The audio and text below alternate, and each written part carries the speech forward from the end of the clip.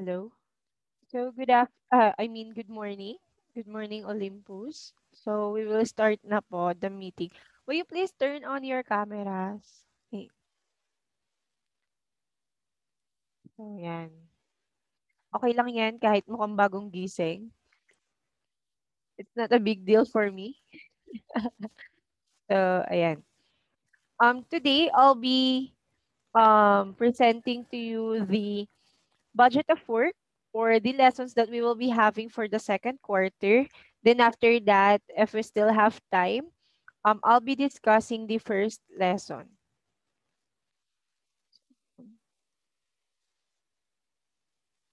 Share ko lang yung screen ko.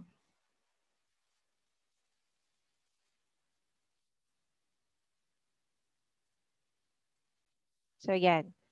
Visible po ba? Thumbs up nga po if visible. Okay, very good.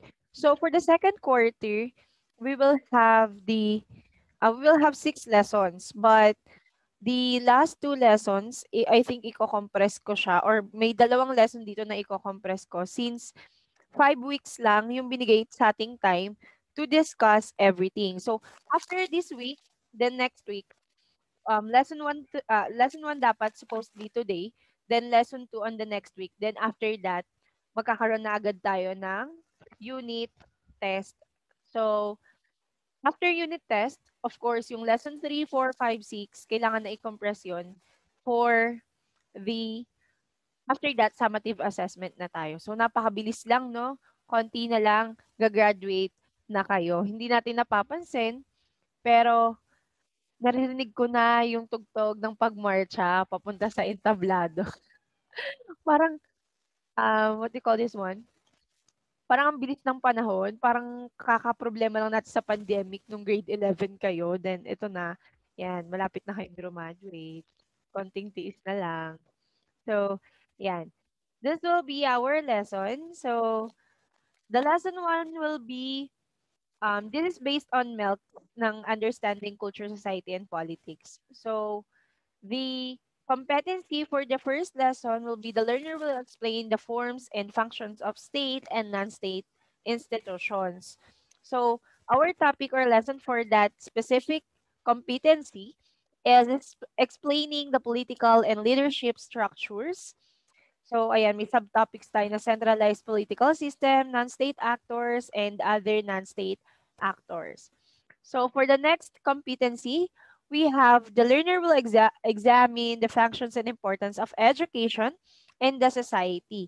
So, ano-ano nga ba yung importance or relevance ng education or bakit tayo nag-aaral and what is the purpose of this in our society? So, yeah, examining the functions of educational institutions. That will be our lesson. Next, we have the third one, which is the learner will examine the concept, characteristics, and forms of stratification systems using sociological perspective. So, dito natin itatackle yung analyzing the social desirables and stratification. So, dun lalabas yung social mobility system, closed society, social inequality, and social inequality based on race and ethnicity, social inequality based on disability, and global inequality. So dito natin makita yung advantages and disadvantages of different persons in the society. Next, we have the learner will describe the organized nature of social life and rules governing behavior. So yung lesson natin dito will be describing the difference of kinship, marriage, and the household. Meron tayo dito kinship by blood, kinship by marriage, and residency patterns. Dito natin pag-aaralan yung different um, types of family. Familiar ba kayo doon? Thumbs up nga if familiar kayo. Different types of family or kinds of family. We have, call this one. Um, Kalimutan ko, wait lang. Types of families. We have extended family. Are you familiar with that? So, ayan yung mga pag-aaralan natin with that. And second to the last is the learner will explain government programs and initiatives in addressing social inequalities, local, national, global, and the learner will suggest ways to address social inequalities such as local, national, and global. Dito natin itatakal yung explaining social, cultural, and political change. So ano-ano nga ba yung evolutions ng mga um not human evolutions but the societal evolution in terms of culture and politics natin. So sources of change, diffusion, direct and indirect diffusion, acculturation, assimilation, social contradictions and tensions, class struggle, armed conflicts, terrorism, protest, and gender inequality.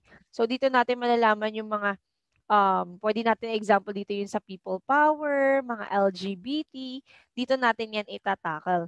Next, the learner will examine human responses to emerging challenges in contemporary society. Ito na yung paano um, nagko-cope up tayo as an individual or human in the society with the changes. For example, sa climate natin, di ba nagkaroon tayo ng climate change? So, naging kakaroon tayo ng sobrang init, um, na temperatura compare sa mga nakaraan, paano tayo nag-a-adapt sa changes na yun? So, nagbibilad ba tayo sa araw? Since ang sakit sa balat nung sikat ng araw. So, mas ginusto nating magbabad sa ilalim ng sikat ng araw.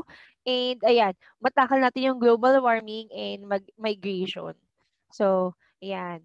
That will be our lessons for this quarter. So, let's proceed with the lesson 1.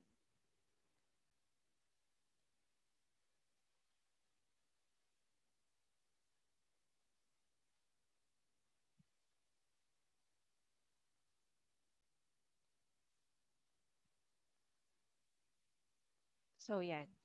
Our lesson 1 will be explaining the political and leadership structure.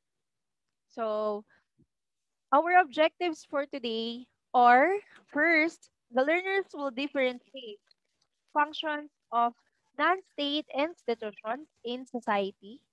Next, we have the learner will explain the forms and functions of state and non-state institutions. And lastly, the learners will appreciate the importance of political and leadership structure in the society. So let us first tackle the centralized political systems. Pag sinabi natin centralized political system, it is a rapid growth of the population, technology, and trade became an opportunity for people. So there are different uh, advantages and disadvantages of growing population in a society. So, isa na nga dyan is pag sinabi nating nag-grow yung population of people in a society, mas marami yung nagiging nakukonsume nila na resources. That is centralized political system. Meron tayong sistema on how we are going to organize the our own society. Just like here in the Philippines, 'di ba, we have our own system which is anong system meron tayo? Are you familiar with the systems? Yung mga federal system, unitarian system. Ano tayo? Saan tayo bilong? Saan po tayo bilong? Huwag kayong bumalik. Huwag kayong bumalik. Ano? Centralized po, ma'am. Centralized. So, aside from centralized system, Democratic. malapit na. Very good. We are also democratic. We have democratic system because we are free to express ourselves and also to choose our own um what they call it, government, kung sino yung mamumuno. Aside from that, we are a republic, right? Republika ng Pilipinas, and we are included in a democratic country. Kasi there are different countries that hindi sila allowed na pumili ng kanilang iluluklok sa government. Mamaya itatakal natin yan.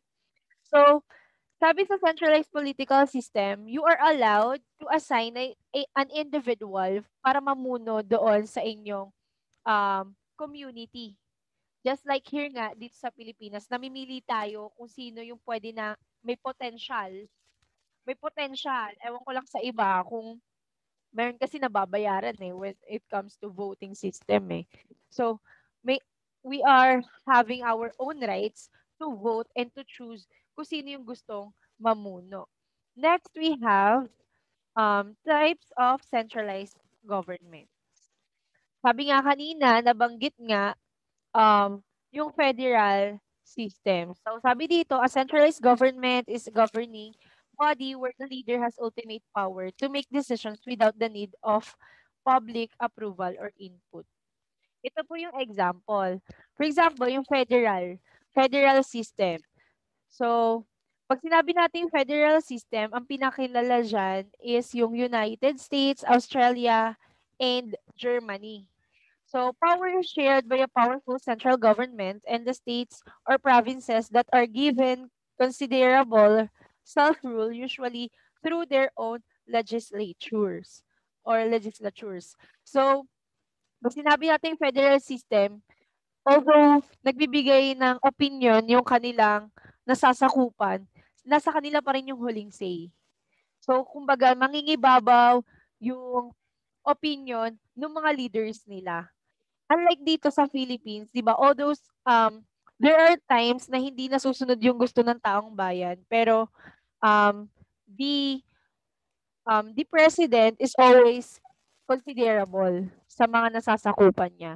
So, tinitimbang kumbaga yung mga nangyayari. Unlike sa federal system, wala silang pakialam sa mga nasasakupan nila kung ano yung sasabihin kahit magwelga pa kayo. Lahat. Next is unitary system.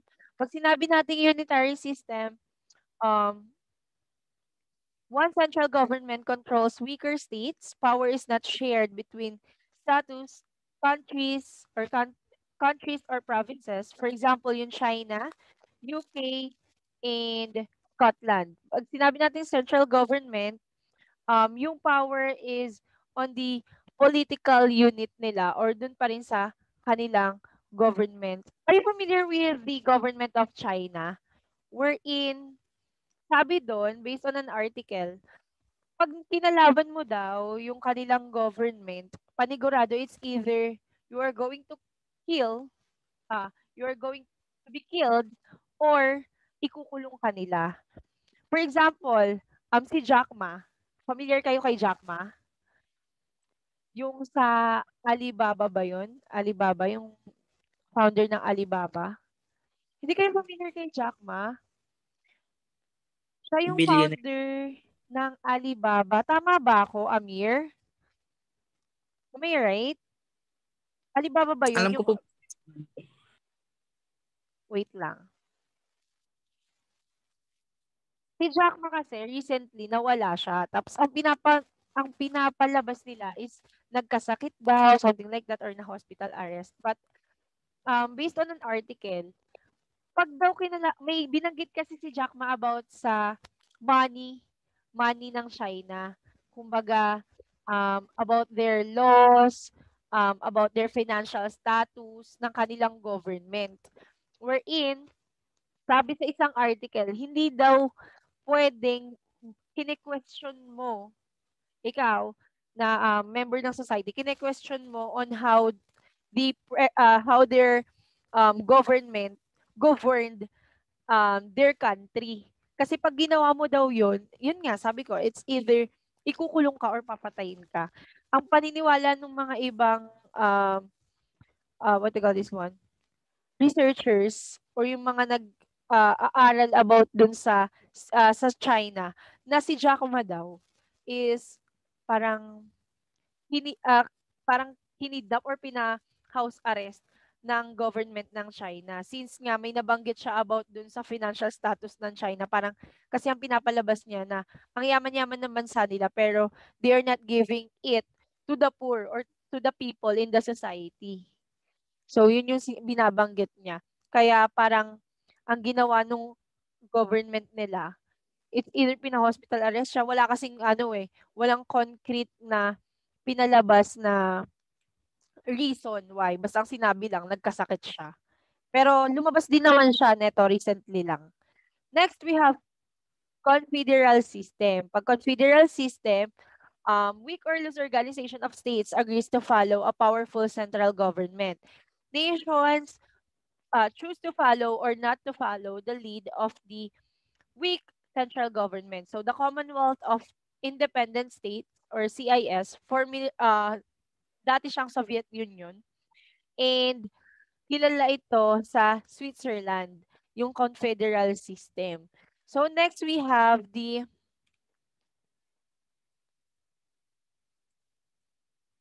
political and leadership structures. So yan, we have our own political organization wherein pag sinabi natin political organization, it is an organization that involves itself in the political process, including political parties and non-governmental organization, advocacy groups, and special interest groups. So we have types of political organization. First is acephalous societies. Pag sinabi nating acephalous societies, it is a stateless societies wherein walang kumbaga walang naggo-govern, walang concrete na government. Kumbaga lahat sila may say. Bahala sila kung anong gusto nilang gawin since walang nagko-control sa kanila or walang may huling say. So, ang may huling say lang dito is yung sarili nyo. So, ang pinaka-best example for that is yung newer, it is a group from South Sudan wherein, ayan, kumbaga, wala silang government, so bahala na sila kung paano sila mabuhay, walang nagkokontrol sa pera nila, walang nagkokontrol on how they are going to live. Next, we have cephalous societies. Pag sinabi nating cephalous societies, sabi nga dyan, it is a state societies. So, meron tong government or merong nagko-control or may huling say sa mga dapat nyong gawin. Just like what we have here in the Philippines. So, ayan, sabi, borders or territories are strictly guarded. So, for example, of course, hindi pwede basta-bastang pumasok dito or sakupin tayo or kamkamin yung supposedly hindi dapat pwedeng kamkamin ng ibang bansa yung mga nasasakupan natin. Just like, I just don't know with the issue of is that Spratly? What is the name of that island? Yung pinag-aawayan ng China? China, Philippines. Anong island yon? Scarborough Shore ba yon? Yes, Amir. Scarborough Shoal. Yan. Very good, Ken. So, ayun yung isa dapat, supposedly, since atin yun, dapat hindi pwedeng galawin yon ng ibang country. Which is, kasi nga, we are under cephalous societies. So, we have leaders sa ating country. Unlike dito sa acephalous societies, walang nagpoprotekta sa kanila. Anytime, anywhere, pwede mo silang sakupin. Kasi wala silang government. Walang magpoprotekta sa mga mamamayan nila. Or kahit gawin mo silang alipin, walang pipigil sa'yo since wala nga silang government. Unlike dito sa atin. So sabi ko nga sa cephalous societies, one of the best example for that is the Philippines. Of course, we have our own government. Meron tayong rulers. And may nagpo-protect sa atin, hindi basta-basta tayong pwedeng gawing alipin ng mga ibang lugar or ng ibang country. Next, we have, naiintindihan po ba yung cephalous and acephalous society? Thumbs up nga po if naiintindihan. So, yan. Next, we have classification of society. Are you familiar with bands? So, ayan. Pag sinabi nating bands, ano po ito? Sa classification of societies.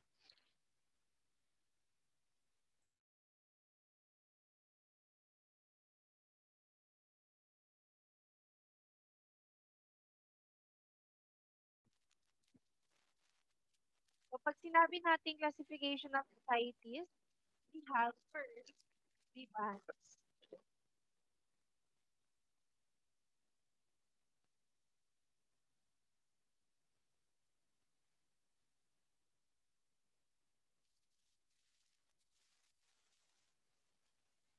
These are these are the people. Naririnig pa po ba ako? Thumbs up na if naririnig ako. Opo. Okay, yan. So, first we have the bands, which is a small group lang sila, and they are living or earn their living through hunting and gathering. So, yan. Yung mga nangangaso, mga um, mga nagko-cultivate ng crops. So, sila yung member ng Bands Society. So, kung maalala nyo, pag sinabi sa um, evolution ng society, ito yung pinakauna, yung hunting and gathering societies. Wherein the social order is achieved through informal public opinion in the forms of gossips. So, wala talaga silang formalized government, and they are just living through haka-haka. So, wala silang centralized government. Next, we have the tribes. So, yung tribo na tinatawag, they do not have formal organized political structure. But, mas malaki yung population nila rather than doon sa bands. So, social order is maintained through a kinship of family system and led by a community head. So, dito, meron na silang namumuno, pero depende yon sa social status ng pamilya mo. Familiar ba kayo sa mga datu-datu? 'Di ba? Kung the more na wealthy yung family mo, ikaw yung mamumuno, isa ka sa mamumuno. Yun yung meron sa tribes. Next, we have the chiefdoms na tinatawag or chieftains. Pag sinabi natin chiefdoms, more complex siya rather than sa tribes and bands. So, mas marami din yung population niya, and they already have a form of social and political structures characterized by a community leader. So, meron na namumuno. And then, lagi sila nakadepende sa opinion ng pinaka-head nila. So, hindi sila pwedeng mag-go or mag-function without the permission of their heads. And also, economic activities among the chiefdoms are more advanced and successful compared doon sa mga naunang society or classification of society, which is tribes and bands. Next, we have the last, which is the states. Pag sinabi nating states, this is the most politically organized and structurally developed. Dito na po yung meron tayong president, vice president, kung tayo man ay merong system katulad sa Philippines. Or meron din tayo pwede rin, they are the self-governed societies. And also, its peoples and territories are protected by their own military. Just like what we have in the Philippines, sa China, sa Japan, merong mga nagpoprotekta with their borders or yung mga nasasakupan nila. Gets po ba? So, ayan. Sabihin nyo lang kung di malinaw, ah. Next, we have classification of authority definition. So, we have traditional authority. Pag sinabi nating traditional authority, it is a status or hierarchy is located of each member of the group. So, the classification could be associated with hereditary power, where status and power are passed on through genetics. Familiar kayo sa England? Kala Queen Elizabeth, wherein that is a traditional authority kasi pinapasa lang nila yung power nila within the family. So, yun po yung traditional authority. Next, we have the charismatic authority. Pag sinabi natin charismatic authority, this classification is more dependent on personality than status. It is not limited by rules but is more controlled by the authorities, figures, intentions. It can aspire devotion and total control of power. Pag sinabi natin charismatic authority, iboboto mo kung sino yung tingin mo deserving and mas tinitignan mo yung personality niya or yung mga nagawa niya rather than his or her wealth. So, hindi porket, halimbawa, mas mayaman kasi, sino ba yung si Mar Rojas, for example. Mas mayaman kasi siya kaysa kay um, Duterte. So, ang pipiliin mo si Rojas kasi feeling mo um, the more wealthy yung president natin, the more na hindi siya magiging kurakot. Yun yung tingin nyo. But sa charismatic authority, hindi yun yung tinitignan. Sa charismatic authority, yung mga good deeds na nagawa ng isang tao, yung tinitignan natin. Next, we have legal rational authority. So this is found in more industrialized modern societies where and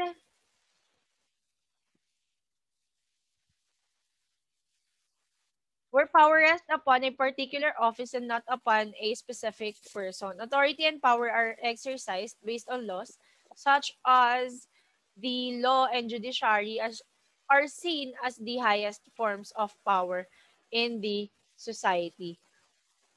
Who are the members of judiciary? Sino ang miyembro ng judiciary sa atin?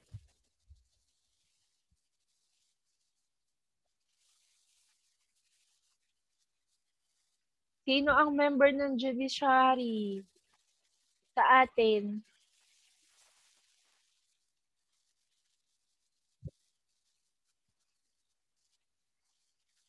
Anyone?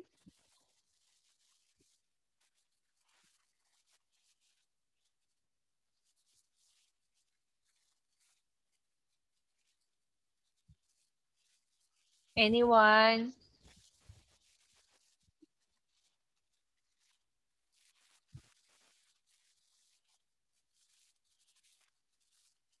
Ma'am, are they the lawmakers? Very good. There are the lawmakers or sa court, yung korte na tinatawag natin. So, those are the judiciary here in the Philippines. Pag sinabi natin legal rational authority, mas napapractice natin yung mga laws natin or nagbe-base tayo sa laws. Ewan ko lang dito sa Philippines if we are really practicing the law. Kasi it is much questionable. Ewan ko kung ako lang to kasi there are sort of lawmakers wherein they are the one who are not abiding the law. Di ba, for example, yung mga nakaluklok sa government, dati pinatupad yung bawal yung wangwang. Pero even though they don't have emergency meetings and they are just heading home, they are using wangwang. So, sila yung gumagawa ng batas or sila yung gumagawa ng laws and rules, but they are the one who is disobeying it. Halimbawa, sa mga traffic violations sa kalye. So, nakakalusot yung mga mas may power. So, siguro hindi tayo legal rational authority. For now. Tama ba ako? Kasi yun naman kasi yung nangyayari in reality. Next, we have nothing against the government.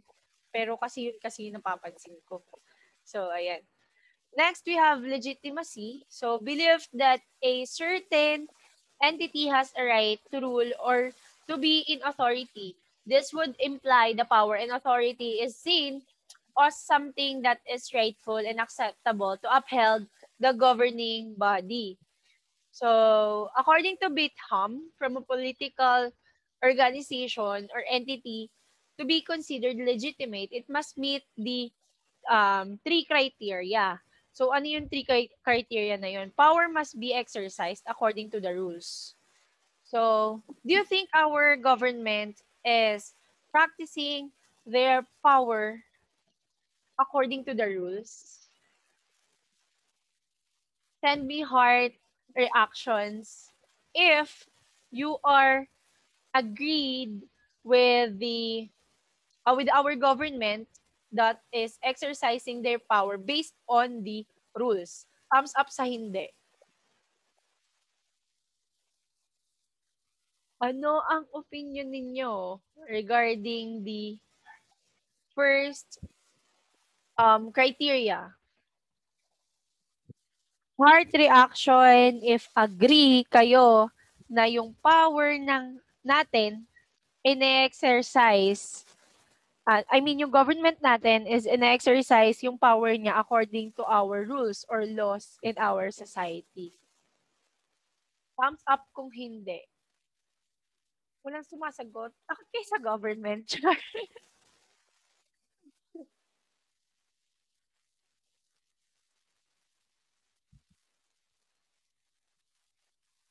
Walang sumasagot. Takot sa gobyerno. Hindi ka makilala.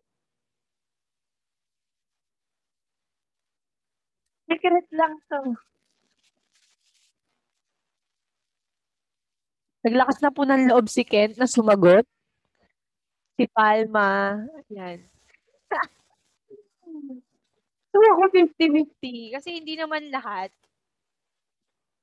lahat ng nasa government is exercising their power according to the rules or according to the laws. So, meron din namang mga ilan na kilala not only because of media. Meron din naman kami mga kilala na they are exercising their power according to the laws. So, hindi lang naman to not only local government and national government. Pwede din to sa mga schools,